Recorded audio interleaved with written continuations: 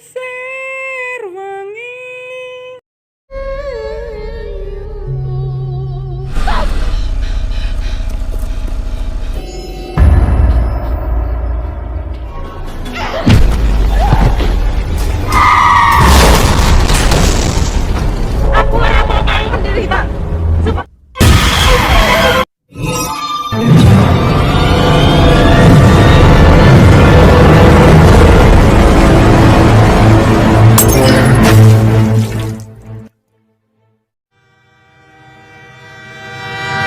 Kisah dimulai dari sebuah rumah kontrakan di pinggiran Jakarta yang hanya dihuni oleh seorang janda bernama Dewi bersama anak sematawayangnya yang bernama Bella.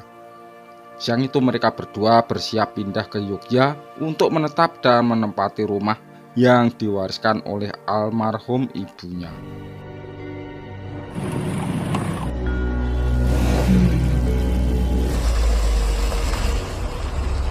Kamu Dewi ya?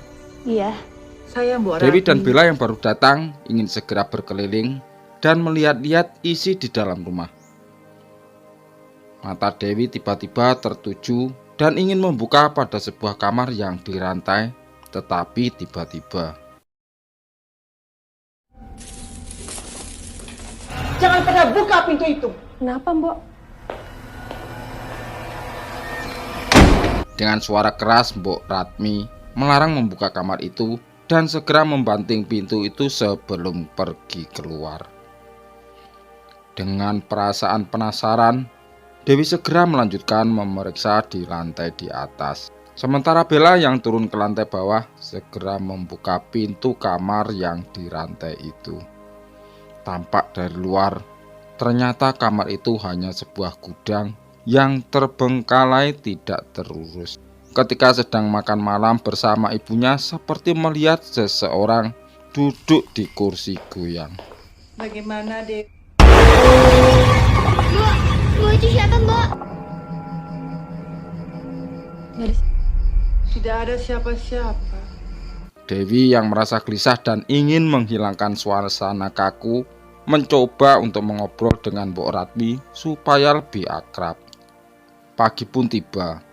Seorang anak perempuan seumuran Bella memanggilnya dari luar rumah dan mengajaknya bermain.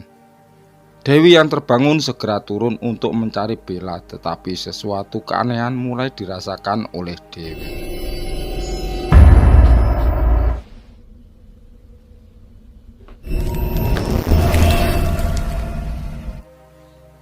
Pagi itu Bella tampak ceria sekali karena mendapat teman baru bernama Ayu.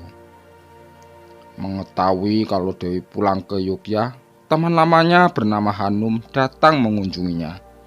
Tetapi Hanum yang merasa ada yang tidak beres dan keanehan dengan rumah Dewi, segera pamit pulang.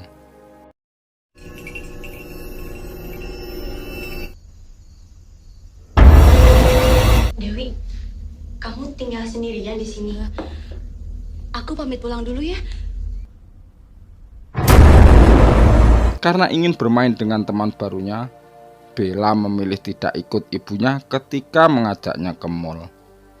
Ketika di mall itulah Dewi bertemu dengan Bagas, mantan pacarnya dulu. Kita ngobrol sambil makan ya? Aku lagi ada urusan keluarga. Oh, kau bisa hubungin aku. Sementara di rumah Bella dan Ayu tampak bergembira bermain bersama. Bosan main di luar, mereka berdua segera masuk ke rumah untuk bermain di tangga. Dalam aja yuk, bosan nih. Ya, maksud kamu? Maksudnya aku duduk.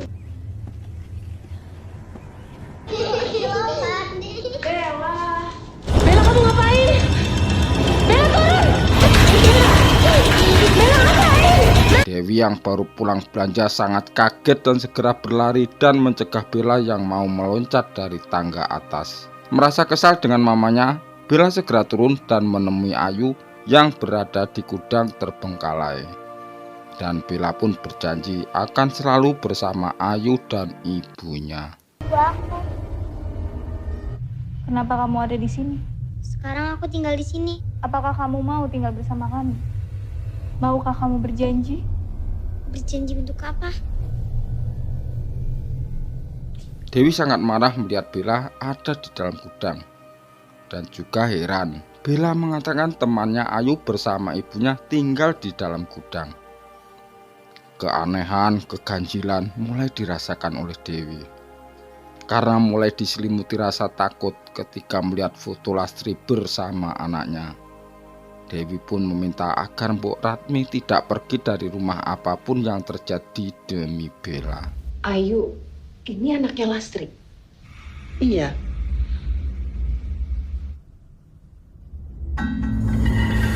Saya takut, Mbok. Jangan pergi dari sini ya, Mbok. Dewi yang sedang menemani Bella tidur segera beranjak dari kamarnya ketika mendengar suara di luar kamar. Teror itu pun dimulai. Dewi yang mengetahui rumah warisan ibunya berhantu segera mengajak dan memaksa Bella pergi. Namun Bella yang kerasukan langsung menendang ibunya lalu pingsan.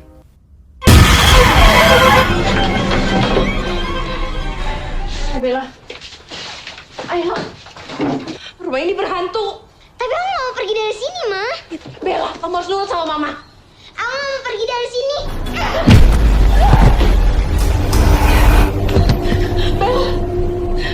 Sebagai orang pintar, Mbah Sukmo segera mengobati Bella dan melarang Dewi membawa pergi anaknya karena dia bisa mati. Mbah Sukmo pun menceritakan kepada Dewi kalau anaknya sudah membuat perjanjian dengan penghuni rumah warisan ibunya. Roh Lastri dan Ayu pun semakin sering menemui Bella ketika malam. Mau aku ngajari lagu itu, Nak? Ya?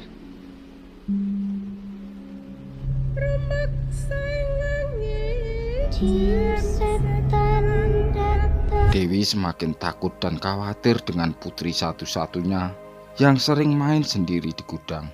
Bagas yang datang ke rumah Dewi tidak percaya ketika Dewi menceritakan yang terjadi dengan anaknya. Tetapi ketika Bagas sudah pulang, teror itu pun dialaminya.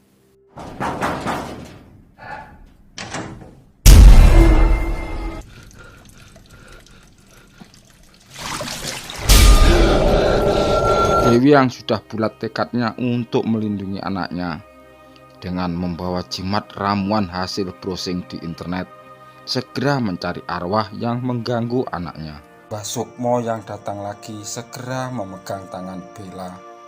Tetapi apa yang terjadi?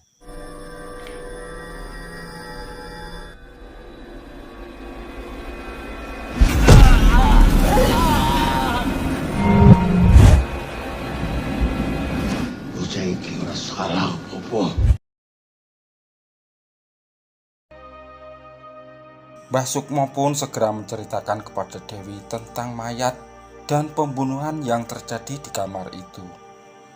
Dia pun berpesan agar Dewi lebih berhati-hati lagi.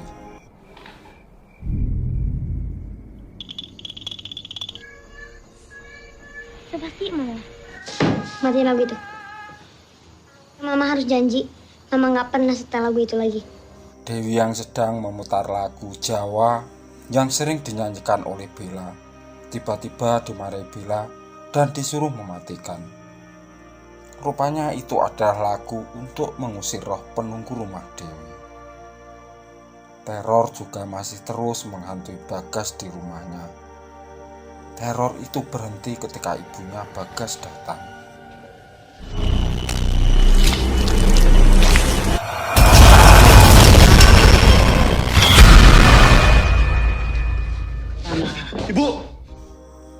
Dewi yang terus was-was tetap bersabar kepada Bella anaknya. Ketika sedang galau di kamar, Dewi menemukan sebuah koper berisi koran dan informasi penting di bawah tempat tidurnya. Dewi yang gelisah setelah menemukan koper itu segera menemui Bagas. Kamu yakin nggak pernah ngeliat nih? Mbok Ratmi yang tinggal di sini, yang suka.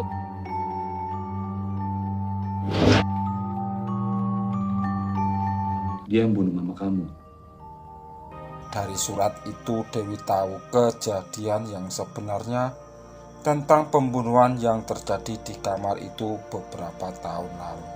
Sementara Bella yang sendirian di rumah dipaksa Ayu untuk mengikuti dirinya dengan cara ditenggelamkan di kamar mandi. Kita janji nggak bakalan ninggalin kita, Bel. Aku tahu. Udah masuk aja, Bel. Udah.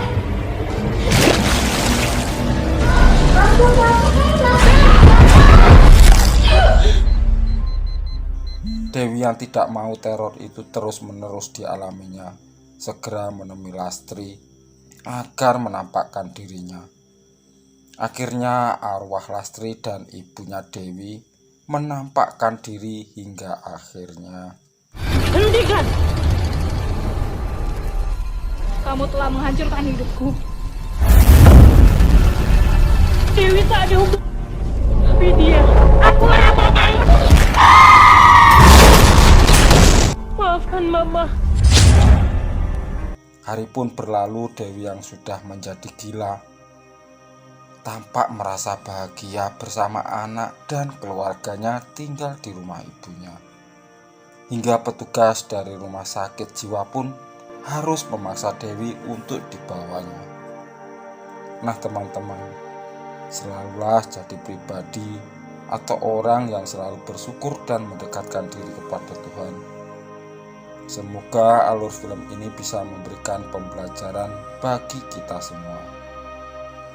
Jangan lupa terus dukung dan subscribe channel ini sehingga kami bisa memberikan sajian film-film dan alur cerita yang lebih bagus lagi. Terima kasih. Assalamualaikum warahmatullahi wabarakatuh.